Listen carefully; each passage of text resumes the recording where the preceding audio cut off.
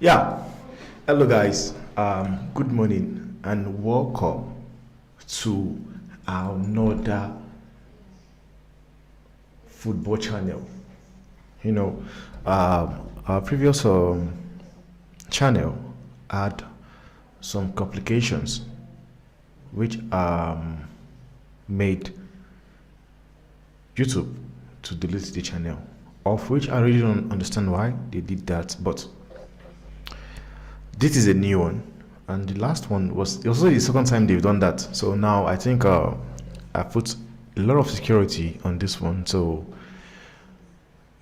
like you can see, it's a new channel. It's a new channel. Well, the name of the channel might have changed, but I still remain Temba Banks. So now, guys, I just want to just please, if you are new, obviously everybody is new to the channel. Everybody is new, so please kindly subscribe to the channel.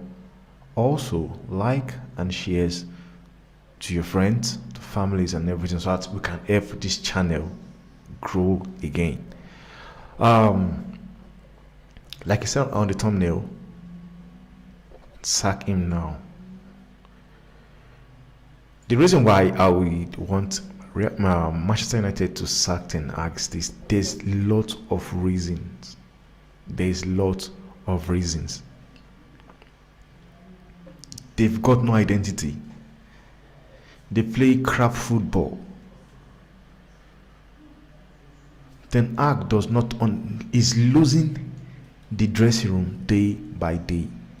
Ten Hag does not know how to manage big players. Yes, I do understand something. I don't understand the fact that he's building. I don't understand Ten Hag is building something, of which I'm not really faulting him for.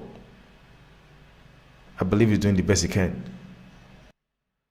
He's doing the very best he can, and I give him kudos for that.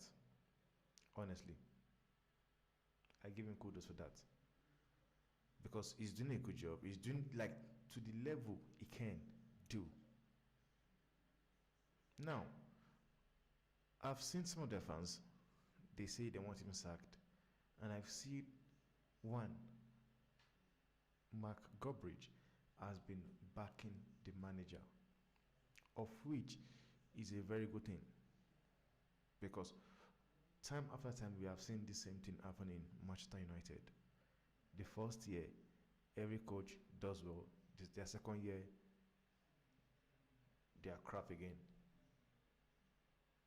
So now, I don't understand the fact that he wants to stick with the manager, because he believes the manager will do a very good job. Now, if you guys agree with me, I would like you guys to let me know in the comment section. And if you don't, I would still like you guys to please let me know as well on the comment section. Let me know, what do you think Ten Hag is doing right or doing wrong in Manchester United right now. But before I will say my reason for sacking I would say Man U to sack Ten Hag. I've got my reasons. Now, Mark Gobridge says Ten Hag, or most of their fans says Ten Hag does not get the players he wants. Now, guys, let's deep into this together, and let me understand, how is United going to get these players ahead of every club they chose to sign for? In his first season, in Ten Hag's first season in United, he wanted Darwin Núñez. He wanted Frimpong.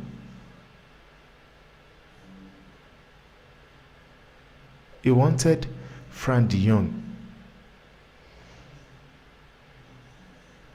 And we know there is no way it's going to happen. There is no way it's happening. There is no way. Because I can tell you for one, Darwin Núñez just had a great season at Benfica. Then he has the opportunity of signing for a Liverpool or a Manchester United. Tell me, let's be honest and be frank here. If you were Darwin Núñez, will you take United over Liverpool? Because what you hear is this: we are Manchester United. That's what they keep saying. And their fans are so deluded because they forget to understand that yes, they might be a big team. Then, we saw them. They came to the Premiership. Obviously, like they were doing what Manchester City is doing right now in the Premiership. That was what United were doing back then. That was when they were a big team. Yes, they had that fan base. They've got the name. They are a big team. But for me, they are no more a big team. They are just a mid team like your Brighton, Aston Villa, Crystal Palace. But when it comes to the brand aspect of the football, the brand aspect, then yes, they still remain top guns in the game. But on the pitch and the footballing aspect, I'm sorry, I don't see them as a big gun. I just see them as a mid-table team like your Aston Villa, Crystal Palace, even Nottingham Forest. Now, let's take a look at the coaches. I want to go into the stacks right now, the players they signed and everything. We've seen Unai Emery. He came into Aston Villa. When he came to Aston Villa was 16 on the table, fighting relegation. Like, there is no coach that have done what he did. No coach. He took a big risk. That was a big risk to do. Leaving a Villarreal. He left Villarreal. I think he was 5th or 4th in Spanish La Liga when he left Villarreal and came to take that job in Aston Villa. They were 16. Yet he was still able to qualify them for the Conference League. We might want to say it's Conference League, but let's look at from 16 to qualifying for a Europe competition. That tells you how much of a good coach he is. Look at Eddie Howe. Eddie Howe came into Newcastle. Newcastle was also on the course of relegation. They were fighting relegation. Eddie Howe came into the club and did what? And saved them. Ange Postecoglou is the latest manager again to come into Tottenham. We knew what Tottenham was doing. We know the crap football, the boring football Tottenham was playing all this while. But this man came into the club and he has, in a very, very short time, in 4 months, he has been able to make Tottenham play exceptionally football. In 4 months, something Ten Hag could not do for 18 months in United. Now, I want to go into the players that these coaches signed, because Ten Hag has spent 400 million or over 400 million pounds on players, and yet they still play crap football. Now, let's dive into those players these coaches signed, guys. Now, Eddie Howe has spent in total 375 million pounds on players ever since he came to Newcastle. He spent 70 million on Alexander Isak. He spent 64 million on Tonali. He spent 45 million on Antonio Gordon. He spent 44 million on Harvey Barnes from Leicester. He signed Bruno Guimaraes from Lyon for 42 million pounds. He signed Livramento for 37 million pounds. He signed Botman for 37 million pounds. He signed Trippier from Atletico Madrid for 40 million. He signed Pope for 11 million pounds. He signed Dan Burn for 15 million pounds. Then he signed and that was it. That is it.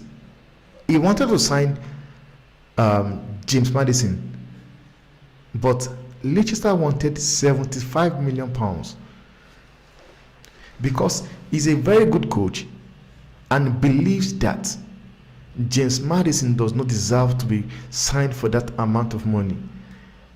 He backed out of the deal.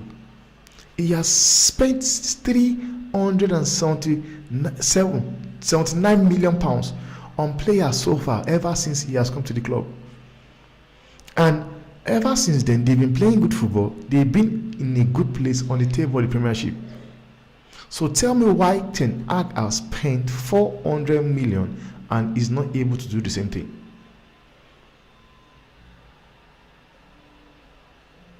Now, I want to talk about Ange Postecoglou.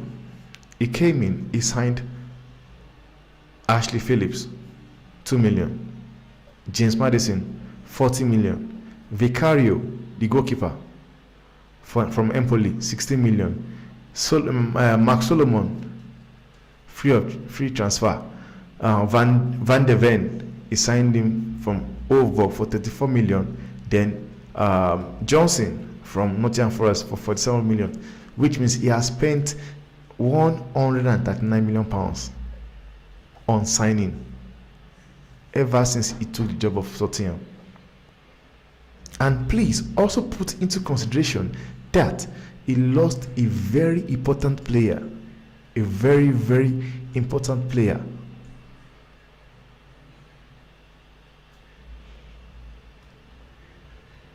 But he's still doing exceptionally well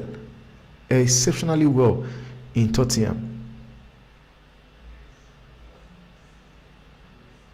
And when you talk about Ten Hag, they want to tell you about him not getting the players he wanted. The honest truth is, not every player will get every player they want. Not everybody will get the player they want. If we are going to be going into this now, we are going to only come up with so many players that wanted, so many clubs that wanted some players, but they could not get him. Manchester City wanted Jude Bellingham. Did they get him? No. He went to Real Madrid. Chelsea wanted Harry Kane. United wanted Harry Kane. Everybody wanted Harry Kane. Real Madrid wanted Harry Kane. Did he go to Real Madrid? No. He's playing for Bayern Munich right now. So, don't come at me with these bullshit excuses of Ten Hag not getting the players he wanted. How about him going for players, going for potentials he can work with? Because I believe if you are going for a standard player and you're unable to get them, you should have a plan B. You should. You should. And me, I've been saying this thing. Ten Hag, like, he lacks football IQ. And the reason why I said this is this. When the season ended and Southampton went to relegation, Leicester were relegated, like everything in me believed that United were going to take advantage of these club challenges of them relegating. I was even saying it, I said, this is Manchester United opportunity to get players like James Maddison, Jamie Ward-Prowse, and Tielemans. And these guys are very, very good players, exceptional players. And all these players I mentioned are better than anything United have in their midfield currently. Because currently, if I ask you guys, would you take James Maddison or Bruno Fernandes? I'm sure 90% will go for James Maddison. If I ask you Tielemans or Eriksen, I'm sure 90% will say Tielemans. If I ask you as well for your Jimmy Ward-Prowse or Scott McTominay, I'm sure many of you will go to it with Ward-Prowse. But yet you have a coach like Erik Ten Hag. His first priority signing was Mason Mount. And I've been saying, I said Mason Mount went from being a flop at Chelsea to the most important player in United. So tell me, how is that working out? Because you have a coach that has someone like Bruno Fernandes, yet he went out there to get somebody like Mason Mount. What was what was the plan with that signing? Because I, for one, I know James Maddison and Bruno Fernandes, they play the same. Mason Mount and Bruno Fernandes, they play the same place. Now, because a coach does not want to drop one for each, he rather plays Bruno Fernandes as a 7 because he does not want to drop him to the pitch. And we have seen how that has come about. Bruno Fernandes is the best player for United, and yet Ten Hag keeps playing him off position. And I've been saying this, insanity, it is when a coach or somebody keeps doing the same thing and is expecting a different result. That is madness. That's madness. And now Ten Hag have come to disclose like that he cannot manage big players. If you guys don't know, do your research. He has had a fallout with Raphael Varane in their match against Manchester City. I'm sorry, no disrespect to Johnny Evans and Harry Maguire. Harry Maguire got played for Leicester City. Johnny Evans played for West Brom, played for Leicester. He actually got relegated with Leicester City. I'm sure if somebody had told Johnny Evans that he was going to be playing in the Manchester Derby, he would never believe. But we saw that happening. And when Ten Hag was asked, why did he drop Raphael Varane? He said it was for tactical reason. I never believe I'm going to be living in a world whereby Raphael Varane, a World Cup winner, Champions League winner, will be benched, be dropped to the bench for tactical reason for Harry Maguire and Johnny Evans. I never saw it coming. And I believe it's only going to happen now. It's not happening anymore. You are dropping Raphael Varane in a very important match. In a very, very important match against Manchester City.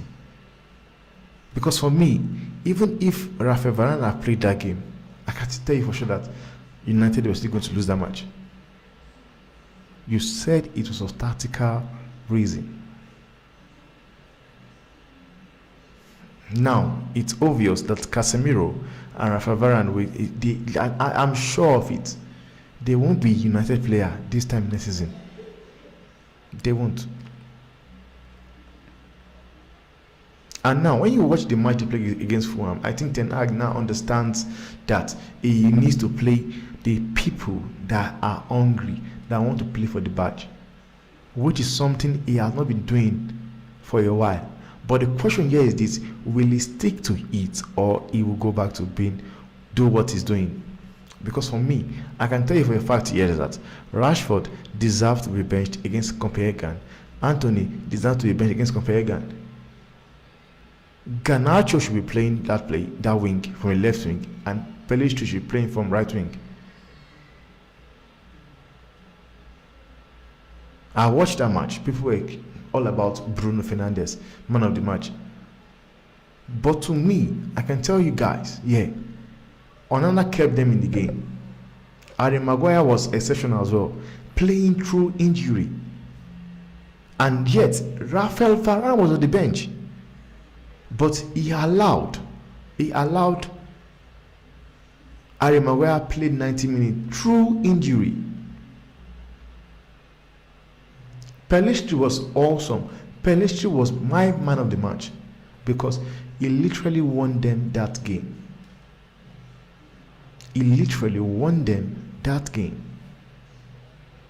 So now I sit here, I ask myself, so does it mean Ten Hag? I want to just see what he wants to do against Copenhagen. Who is starting and who is going to be dropped? I want to see it. Now, guys, Unai Emery came into Aston Villa. He has spent 122 million pounds already. He has spent 122 million pounds on transfer. He got Diaby from Leverkusen for 55 million. He got Alex Moreno from I think Sevilla for 13 million. He got Paul Torres from Villarreal for 33 million pounds. Tillemans for free. Zaniolo from Galatasaray, 5 million transfer fee. Langlet from Barca, loan. Then he got Durant for 16 million. Everything amounts to 22 million pounds. None of these coach I've mentioned here, guys, gets to that number of Erik Ten Hag. So why do we see that here? I will find people backing Ten Hag that is the man for the job, because you and I know how the Glazers runs the club. They don't, not just the Glazers, even football owners as a whole right now, they don't have that patience. They want to tell you about us. Ferguson came into the club and spent they were crap for 4 years. He only started winning the league in his 5th season. I'm sorry, that was then. That was when they don't spend the kind of money they spend on football right now. Now it has changed. Everything has changed. So now, they're not having fallout with Ronaldo, having fallout with Sancho. Because what I believe is this, and I saw a journalist said it. A journalist said that the dressing room is not at rest. They are not united because of the way Erik Ten Hag handled situation with players. And when you sit down and you look at it, it makes sense. At least to me, it does make sense. It makes perfect sense. The way Erik Ten Hag dealt with Cristiano Ronaldo's issue should tell you, Cristiano Ronaldo is a legend of the game. He's a legend of the game. Like the fact that Erik Ten Hag had the opportunity of even working with a Cristiano Ronaldo should be like an honor to him. Honestly. But we saw the way he treated him. If that was not enough, we saw the way Erik Ten Hag treated David DEGEA. And yet, he kept saying it to the media. I want him to sign a new contract. I want him to sign to be in the club. Knowing fully well that he does not want him at the club. He wants to get his own keeper, a ball-playing goalkeeper. And he kept saying it. That he wants him to sign a new contract. Whereas he was lying all along. We saw how that went. Then we saw the situation with Sancho. We saw it. We saw the situation with Sancho. Now, Ten Hag is learning on how to address issues. Because I, for one, Marcus Rashford being dropped or claiming injury, I don't believe there's injury. I believe he dropped him. Just that when he was asked, he just said he had enough. But I believe behind the scene, he would have said it to Rashford, like, no, you can't do that. But I will come into Rashford later. Rafa Varane, the same thing. They've been a fallout with Rafa Varane, probably in the dressing room or on the training ground, that made him drop him as well. Then he said it was tactical reason to drop Rafa Varane for Johnny Evans. So, for me, even with the fact that they won against Fulham, does not really impress me, because I still believe that he's going to get sacked. Because they've been article coming out that Sajim says he wants to, back him and all what and what. But I, for one, I stay here and I'm telling you the fact, guys. Ten Hag is still going to get the sacked. He's still going to get the sack. If the result does not improve, he's still going to get the sack.